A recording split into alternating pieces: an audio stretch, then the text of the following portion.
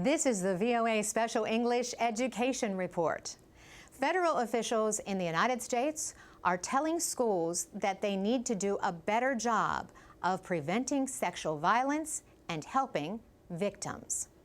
The Obama administration has released the first guidance on how schools should deal with the problem under a 1972 law.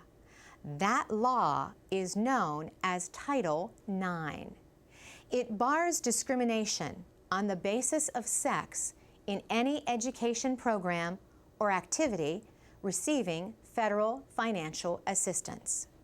The Department of Education says sexual violence is a form of sexual harassment of students, which violates Title IX. In April, Vice President Joe Biden joined Education Secretary Arne Duncan at the University of New Hampshire to announce the new efforts.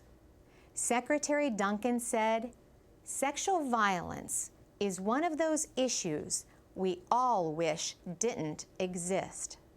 And too often our society has chosen to ignore it rather than confronting it openly and honestly. And that denial must end. Every school would like to believe it's immune from sexual violence, but the facts suggest otherwise." A study found that 1 in 5 women is sexually assaulted while in college. About 6% of male college students say they have also been victims. Mr. Duncan said that by some estimates, more than 1 in 10 high school girls are physically forced to have sex in or out of school. He said the numbers are probably low because many sex crimes are never reported. In one recent school year, public schools reported 800 rapes or attempted rapes and almost 4,000 other cases of sexual violence. The Education Department has written a 19-page letter to all school systems, colleges, and universities that accept federal money. It explains requirements for them under Title IX in dealing with sexual violence.